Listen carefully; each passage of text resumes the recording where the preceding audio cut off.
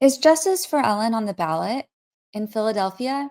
I would say so. And attention, all Eagles fans, some of the best fans in the world. Where are you? Where is Philly?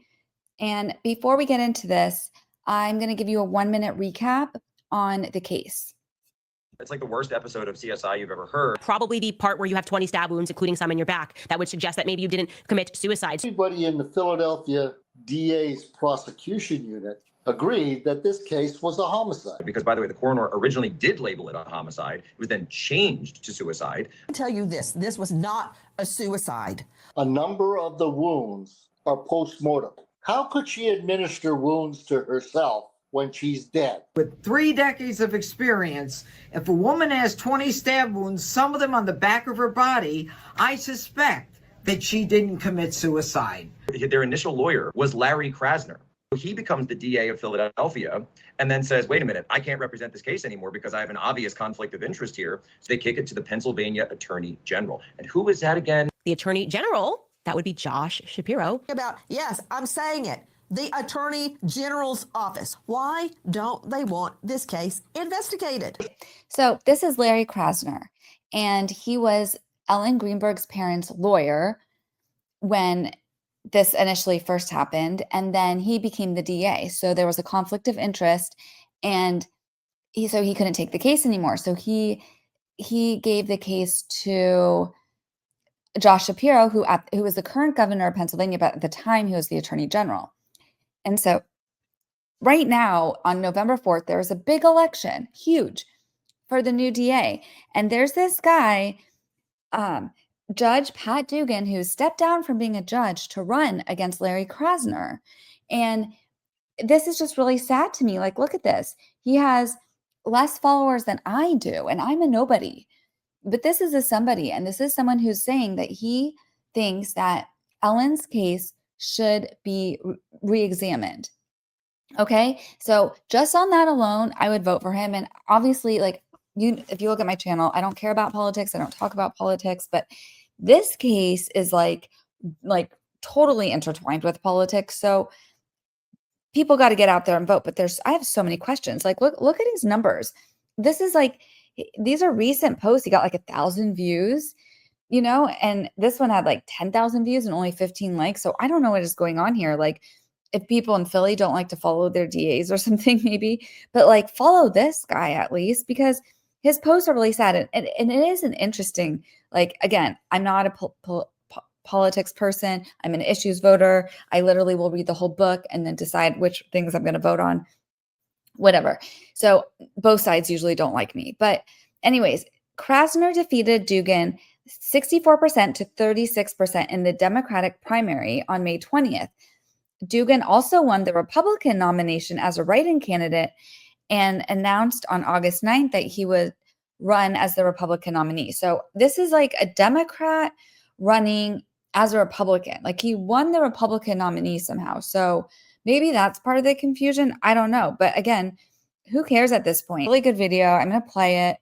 But I just don't understand why there aren't more views for this guy. I was in front of Judge Pat Dugan. I'm not exaggerating, probably 100 times. I didn't always agree with Judge Dugan, but I can never take issue with his character, with how he reached his decisions, the methodical nature and the explanations given. So what can you do? You can vote. Because Josh and Sandy, what I can promise you is that if Judge Dugan is elected, this would be the first time, if Judge Dugan is elected as DA, the first time that I truly believe that someone in the highest position of power within a district attorney's office or any power in terms of law enforcement will truly investigate this case. So I thought those were pretty strong words. I thought he advocated for him pretty well there, but that video and that post, they're just not getting views. So I didn't even understand that like Ellen's case was gonna ever like get the attention that it's like kind of got until last year when I was posting about it, because the New York Post said like the Philly mayor tweets puzzling video sparking rumors Josh Shapiro's Kamala Harris's running mate. So I just commented on it because like anytime I saw Josh Shapiro's name, I would always comment something about Ellen for years. And so I just said, Josh Shapiro, you mean the guy who allegedly covered up the murder of Ellen Greenberg for one of his buddies? Are politicians no longer vetted, or is the bar just that low? And normally my comments about the Ellen case got like not that many views, I would say. But this one blew up. It got like 58,000 views. And that's when I was like, oh, I see what's going on here. Because then it was a lot of, right-wing people like this guy, Jack Posobiec, were talking about this case, to highlight that how bad Josh Shapiro was. And whatever, at least it was getting justice for Ellen, and it is putting eyes on the truth and eyes on Ellen. But look at him. He was getting huge views. Like when he would post, it got 2.4 million, 54,000 likes. This is insane. So like 5.2 million, 52,000 likes, 1.7 million, 54,000 likes, 1.9 million. So I'm just wondering why they aren't posting or reposting about Judge Dugan now. Like, why aren't they helping? Like, I get why they were posting a lot about this back then. And if Josh Shapiro tries to run for president, oh, watch out. Because, this whole section of the internet, they know everything. But I thought this one was just a funny one too, because he said, Fetterman is right. If Kamala chooses Josh Shapiro, he will knife her in the back much faster than she knifed Biden. The leaking on her would be nonstop. He'd be president by year 3 of their admin, and she'd be the one resigning via tweet. And I said, and then he will accuse her of knifing herself in her own back, just like he did with Ellen. Okay, so then once like that whole the right-wing section of the internet started like reposting some of my tweets about Ellen, I started upping my gift game because I was just like, yes, get the word out there. Like, Josh Shapiro believed that this was a suicide. And so, hashtag justice for Ellen Greenberg. And if you don't remember what happened, Kamala Harris did not pick him. And did it have to do with this case? I don't know. Maybe she just like saw the red flags as soon as she met him.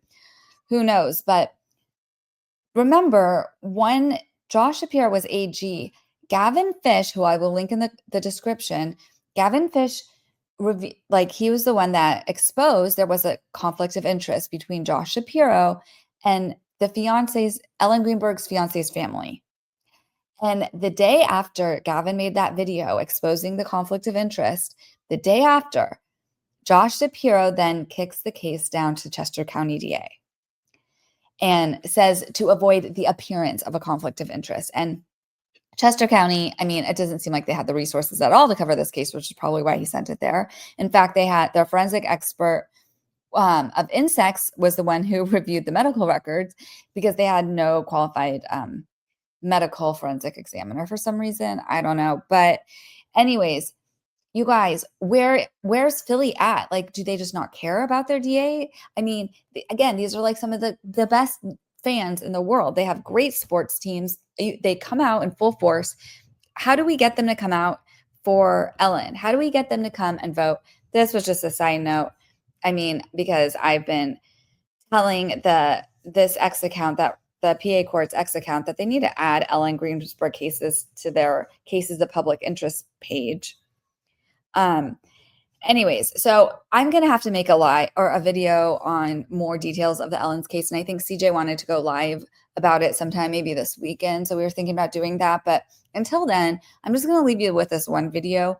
Like, even if you had any shadow of like a doubt that like this was not a suicide, like if you for some reason thought like she did this to herself, which she didn't, but if you somehow thought that, just put that aside. And I'm going to show you the latch.